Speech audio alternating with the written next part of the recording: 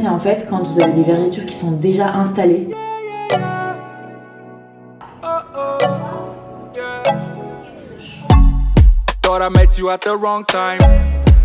Comment ça se passe le suivi d'une grossesse à Bali et est-ce que c'est cher?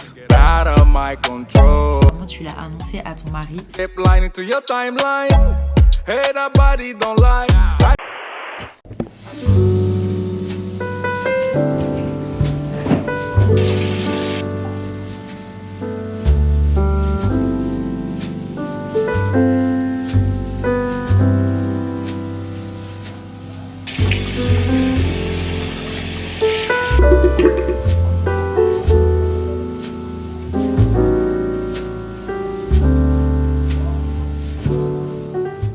Hello les gars, j'espère que vous allez bien, bienvenue dans cette nouvelle vidéo. Je vous retrouve en ce lundi soir dans ma salle de bain. Je sors de la douche, j'ai pris ce qu'on appelle une everything shower, c'est-à-dire quand tu te fais un gommage, quand tu te laves les cheveux, quand tu te rases, quand tu sors, tu te mets de la crème partout.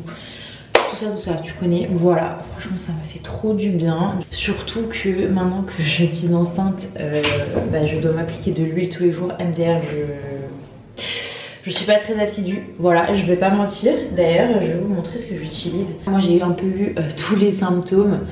Donc, je me suis acheté le gel douche et la crème de cette marque, La Roche-Posay. C'est exprès pour les démangeaisons, parce que vous savez, enceinte, on peut avoir des démangeaisons. Étant donné que j'ai vraiment eu tous les symptômes, j'ai évidemment eu aussi des démangeaisons. Bref, c'est surtout pour vous montrer ce que j'utilise moi pour...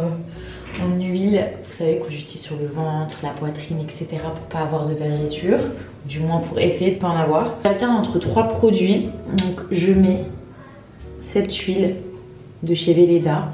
Elle sent super bon, j'ai entendu que du bien, voilà. Donc celle-là, bien sûr la Bee Oil, focus. Pas mal controversée, mais franchement, je trouve qu'elle fait le taf. Enfin, en tout cas, j'ai entendu plus de bien que de mal. Et aussi je mets cette crème de chez Lierac, enfin c'est plutôt un gel crème et en fait c'est super pratique, surtout pour moi qui vis à Bali par exemple. La journée, enfin il fait hyper chaud et quand je me motive, parce qu'à un moment on doit en mettre matin et soir, quand je me motive franchement à en mettre le matin, du coup je mets ça parce que l'huile ça colle trop. Et d'ailleurs j'ai aussi pris leur... Du coup ça c'est en fait quand vous avez des vergetures qui sont déjà installées. Voilà, c'est cool, donc j'en mets aussi de temps en temps sur là où j'ai déjà des vergetures. Mais voilà un peu. Je suis pas sûre du cadrage là. Je vous ai littéralement posé sur mon coussin. Je crois que c'est pas trop mal. Bon, ça fera l'affaire.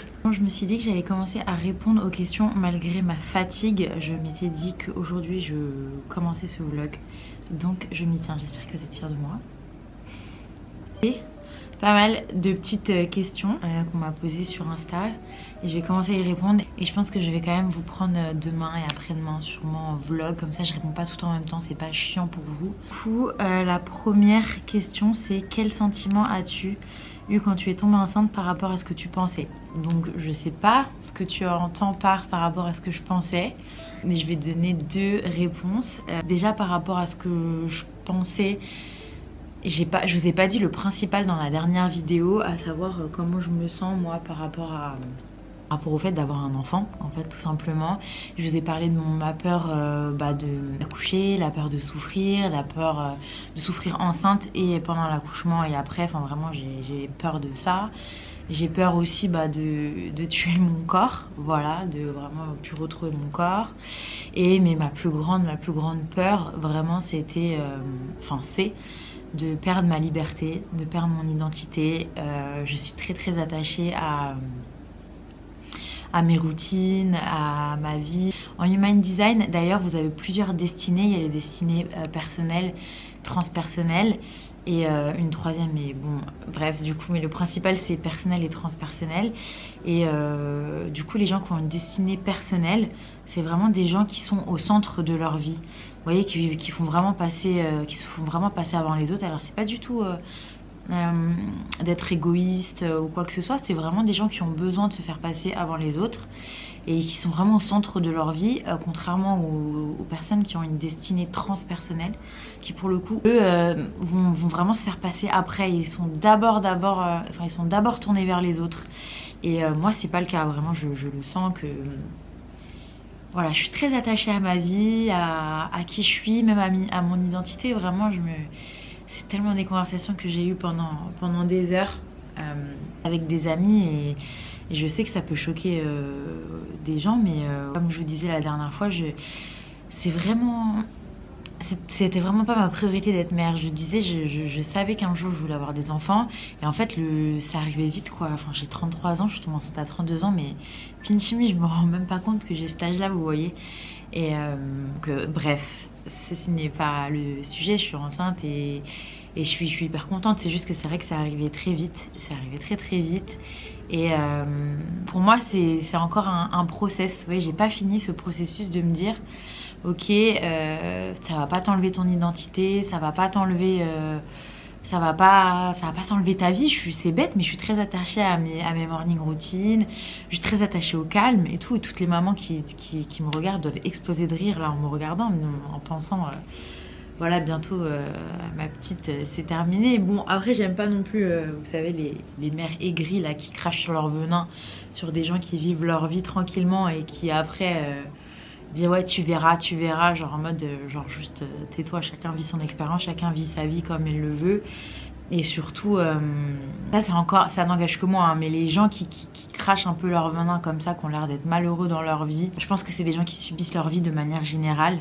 Du coup, elles subissent aussi le fait d'avoir des enfants, elles sont complètement débordées, submergées. Alors, je dis pas que je vais pas être débordée, submergée et tout, mais tout ce que je dis, c'est que ça se fait pas de projeter ce qui se passe dans ta vie sur les autres parce que chacun est différent, chacun a une vie différente et chacun... en fait, à ses propres expériences. Voilà.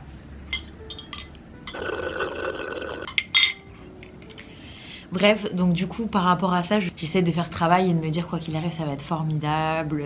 Je vois bien que toutes les femmes qui ont des bébés, ça devient leur life. Et que c'est super, même s'il y a une part de négatif dans tout, je pense que ça va être super. Mais voilà, ça reste quand même quelque chose de... pour moi de pas facile. Alors je sais que ça peut choquer des gens, mais je suis désolée, comme je vous ai dit, s'il y a des femmes qui pensent comme moi, ça peut peut-être les décomplexer parce que moi je culpabilise pas du tout de penser comme ça. Donc voilà, bref, peut-être que ta question c'était plus est-ce que ça m'a fait ce que je pensais que ça allait me faire. Bah c'est simple, j'ai vraiment, je sais pas s'il y a une vidéo, je vous la mettrai. J'étais vraiment en train de trembler. J'étais choquée. En fait, j'étais trop choquée, j'arrivais pas à y croire. Et d'ailleurs, je vais en venir à la deuxième question qui est revenue le plus, c'est comment tu l'as annoncé à ton mari. Bah du coup les gars, moi j'ai toujours dit, moi j'adore faire des surprises, créer l'émotion, etc. Enfin, je suis très comme ça. Mais là, pour le coup, je m'étais dit, je sais pas, j'allais faire une boîte, mettre des petits trucs dans plusieurs boîtes. J'allais vraiment faire une annonce trop mignonne. Mais là, les gars, j'étais tellement comme ça. Genre, mon cœur, il allait lâcher en fait quand j'ai fait le test. J'ai fait le test le matin. Et lui, il se lève. Moi, je me suis levée avant lui. Et lui, il se lève comme ça. Et je vois, il va un peu à droite à gauche, le travail et tout, il a du monde au téléphone, donc là j'attends qu'il soit au calme. Et du coup, j'ai juste posé le test de grossesse en fait sur la table. Et voilà, je l'ai regardé. Et là, il a eu 2 secondes où en fait, il m'a regardé choqué. Et genre juste après, il a dit je savais. Je me suis dit mais comment ça tu savais? Je savais. Genre le mec, il était sûr, tu vois, on avait acheté le test ensemble la veille parce que j'avais en fait du retard dans mes règles et déjà j'avais une amie qui venait d'Australie et bref on était partis à Uluwatu, elle voulait qu'on boit un peu, je buvais 2-3 cocktails et il me dit non arrête de boire, ça se trouve t'es enceinte, je dis mais qu'est-ce que tu racontes, c'est impossible, je viens d'arrêter la pilule et tout. Et du coup bref, donc lui il savait, donc j'étais un peu en mode je sais pas, et une réaction genre j'étais trop vénère. Mais du coup ouais, quand même après c'était quand même émouvant, on s'est assis, c'était quand même assez émouvant, mais en gros je lui ai dit en lui posant le test sur la table. Voilà. Je réponds à une dernière question ce soir et je reprendrai demain. C'est comment ça se passe le suivi d'une grossesse à Bali et est-ce que c'est cher? Alors, Bah ça se passe comme en France, c'est-à-dire avec un gynéco. Alors moi, est-ce que c'est cher? Alors déjà, il faut savoir qu'il y a plusieurs types, il y a plusieurs médecins quoi. Il y a des médecins qui sont moins chers que d'autres. Moi personnellement, j'ai quand même pris un médecin qui était un peu cher. Voilà, pour vous donner une ordre d'idée. Un ordre d'idée, c'est à chaque fois que j'y vais, qu'il me fait une échographie. Donc à chaque fois que je vais le voir, il me fait une échographie pour vérifier que tout va bien. Donc consultation plus échographie, à peu près ça me coûte 100, on va dire 100, entre 150 et 180 euros. S'il me donne pas de médicaments, s'il me donne des médicaments c'est plus cher.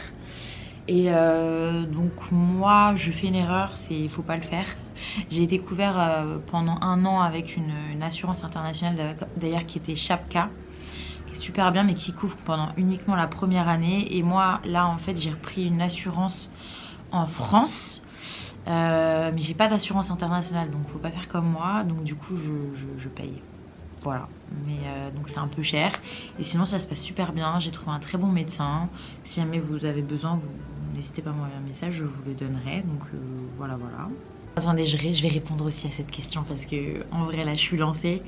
C'est du coup est-ce que on va accoucher, enfin est-ce que je vais accoucher en France ou à Bali? Alors cette question je l'ai reçue je sais pas combien de fois. Alors je vais rester à Bali jusqu'à mes 7 mois de grossesse et comme par hasard, on a loué notre appartement jusqu'au 7 juillet ici et comme par hasard le 7 juillet je serai à 7 mois et après il est déconseillé de voyager après 7 mois. En sachant que tu peux accoucher vraiment, enfin moi j'ai plein de copines qui ont accouché à 8 mois donc voilà. Donc mais je rentre en France pour accoucher et je reviens après à Bali avec le bébé, voilà, si tout se passe bien. On compte vraiment rentrer à Bali, vivre à Bali avec le bébé. Je trouve que c'est une chance inouïe. J'ai toujours rêvé de ça, de pouvoir élever un enfant à Bali. Enfin, je veux dire sur une île au soleil comme ça, je trouve que il va avoir beaucoup de chance de vivre dans la nature. On a des écoles internationales, etc. Enfin après, je sais pas combien de temps on va rester, mais en tout cas le but à court terme c'est d'accoucher en France. Donc je vais accoucher dans le sud de la France à Cannes. Voilà, c'est l'endroit où je me sens le mieux en France en vrai. Je suis chez ma grand-mère.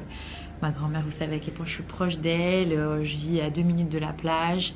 Il y a l'hôpital juste à côté. Donc voilà, je vais accoucher à Cannes. Et on revient à Bali.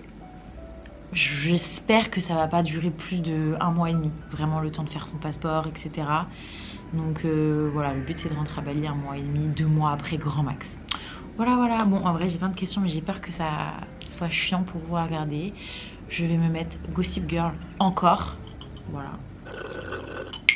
Je vous reprends demain, bisous.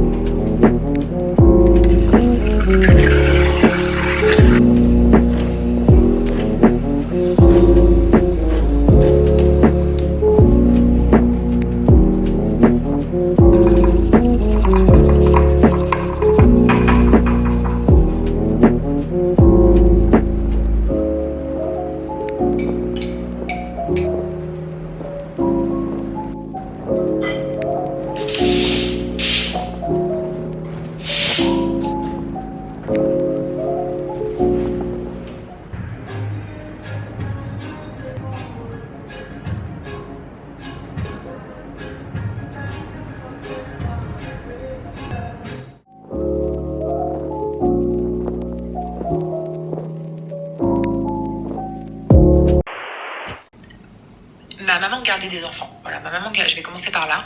Tableau parfait de la maternité, je pense que pas du tout, bien entendu, mais je trouve que, enfin, en tout cas, j'avais plutôt bien dealé avec ça.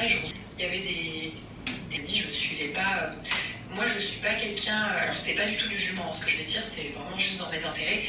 Je ne suis Léonie, il aura besoin. C'est ça le movie brain, c'est qu'en fait on est sans cesse préoccupé mais qu'on le veuille ou pas en fait. C'est ça le fameux movie brain qui est la préoccupation maternelle primaire en fait, c'est juste un état primaire.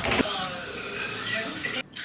En tout cas, ça m'a pas vraiment... Bon les gars, j'ai fait mes cheveux vite fait, franchement là ça m'a pris 10-15 minutes. Bon là c'est moche hein, ça vient d'être fait. Je mets toujours un peu de lac et j'attends avant de les défaire, mais de toute façon ça reste pas vraiment comme ça. En vrai, putain mais en fait attendez, j'ai essayé un autre mode mais ça va pas du tout. Je sais pas si vous voyez la différence entre ce mode et l'autre. I don't know. Bref, je suis repassée à mon mode de base. Vous en foutez. Je vous disais, j'ai fait mes cheveux vite fait, mais en vrai, vous allez me dire quoi tu fais tes cheveux? Franchement, ça me fait du bien. J'ai tellement l'impression d'être moche, on va pas se cacher. J'ai des boutons à cause des hormones. J'ai grave grossi. Là, franchement, je me sens bien. Aujourd'hui, je suis trop contente. Du coup, je me suis dit que j'allais un peu essayer de reprendre un peu de sport en fait. Pas du sport comme j'ai l'habitude. Hein. Franchement, j'ai décidé de surtout faire du pilates, yoga, nager et de la marche. Je pense que c'est vraiment adapté. Là, ça fait 3 mois que j'ai absolument rien fait, donc je pense que j'ai trouvé une petite vidéo là, yoga, pilates, prénatal. Donc j'espère que ça va le faire. Je vais essayer de trouver une tenue de sport. Alors là, je sais même pas comment je vais être dans mes tenues de sport, mais c'est pas grave. Voilà, on va être bienveillant. Et on va pas se juger, pas se critiquer, on va juste essayer de se faire du bien.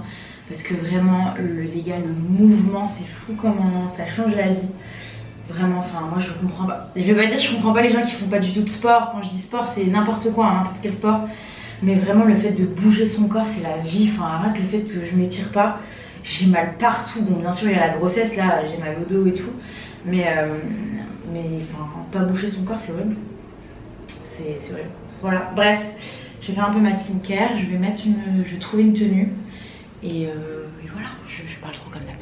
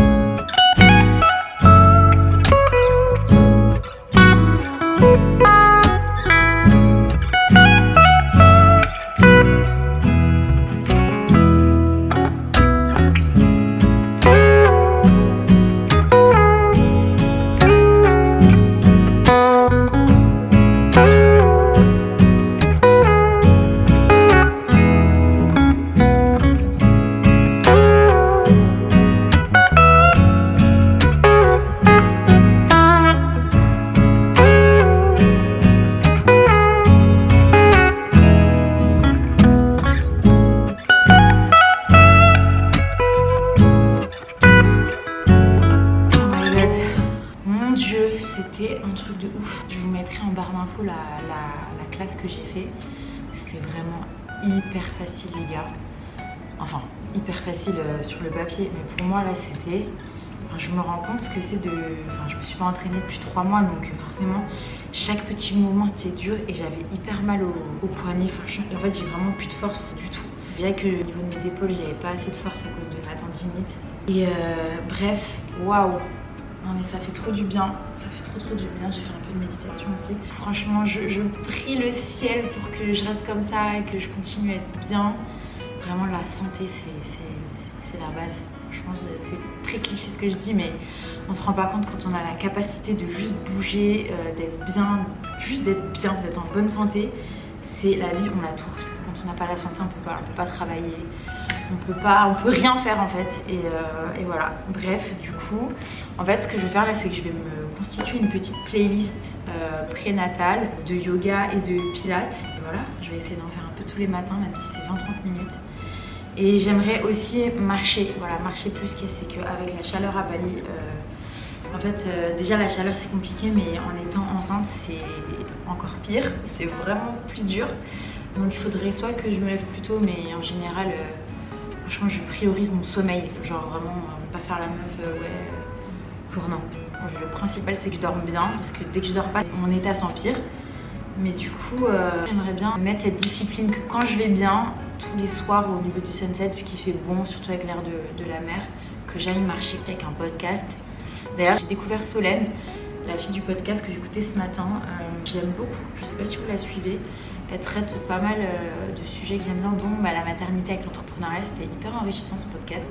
C'est hyper, enfin ça fait du bien étant donné que moi aussi je me vois en elle, ce que je vous disais hier, elle se voyait pas avoir des enfants, finalement elle a changé d'avis, mais elle est entrepreneur, elle avait peur que ça impacte trop son business et finalement pas vraiment.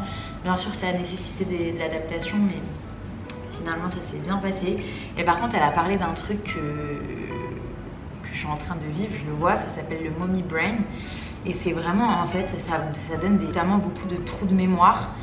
Et en fait, c'est pour préparer pour préparer la maman à se focus en fait sur le bébé, sur ses besoins, etc.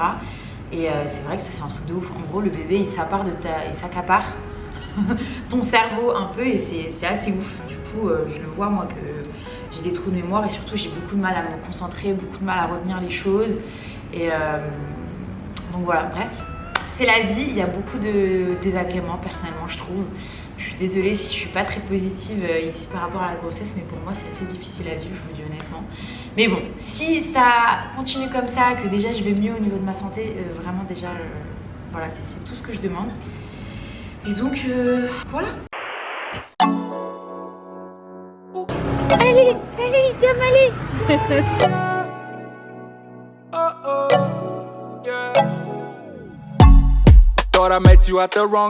Bon, du coup on marche en famille. David il rentre du surf, putain il s'est mis au surf, il a trop de chance. C'est vraiment un de mes goals avec la danse cette année, mais le destin m'a décidé autrement. Du coup on va aller manger à côté dans un petit café qui s'appelle Pura Vida. Il a ouvert, enfin, franchement je crois que je vais arrêter de dire le nom de mon quartier parce que je l'aime trop. Non mais regardez, je marche à côté de chez moi. Regardez, c'est un truc de fou. Vraiment rien à voir avec Canggu quoi. Enfin Canggu j'adore y aller, c'est à 10 minutes, c'est super. Mais au moins laissez-moi chez moi, vraiment. Et donc voilà. C'est la vie de se sentir bien, je me répète, mais incroyable. Hein?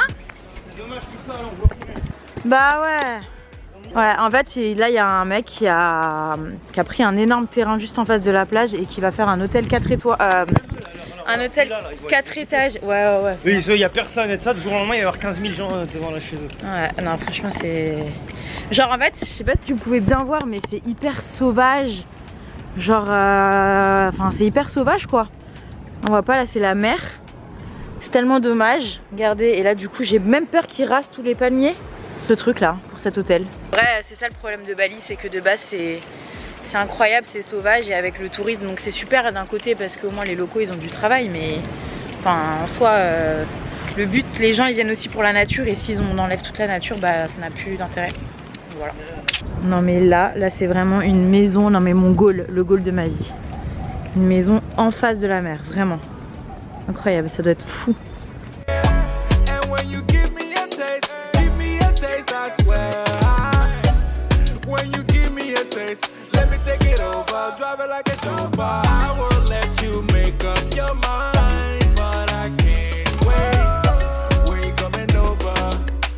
Oh my god, j'ai pris un tuna melt que j'ai pris hier, donc je sais que c'est incroyable.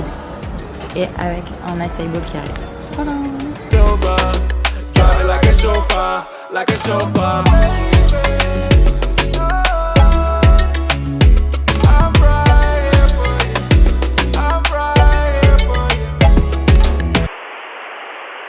Bon, je vous montre pas souvent, mais bien entendu, je continue. Hein? Lui, il me fait trop de la peine. Je pense que vraiment, il serait pas encore en vie. Non, mais je parle sérieux. Bon, déjà, il est dans un état pitoyable. On lui donne à manger tous les jours. Ouais, c'est vrai, il faudrait qu'on lui donne à boire. Mais bon, let's go? Let's go.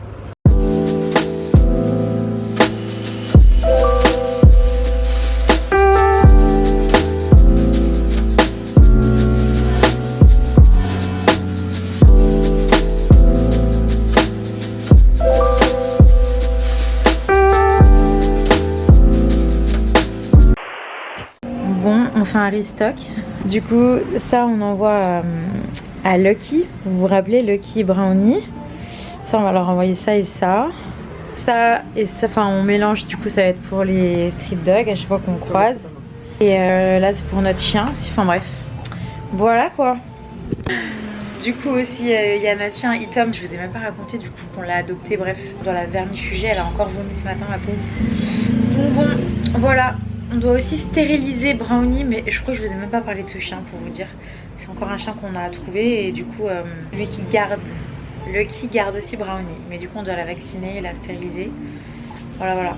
Je crois que je vais vous partager le lien de... Je vais refaire une cagnotte en fait que je vais laisser temps comme ça pour ceux qui veulent aider les chiens ici. Voilà. Je crois que là il faut en mettre dans mon sac hein. Ah, on va mettre dans le sac. Zen. Thank you so much. Ah. Extra one. Ah, thank you. Thank you for supporting Thank us. you. Thank you always. Bye-bye. Thank you. Bye bye. Ils sont trop gentils. Bon, attends. C'est bon ou pas? Non, bah non, c'est pas bon. Bon, on va rouler.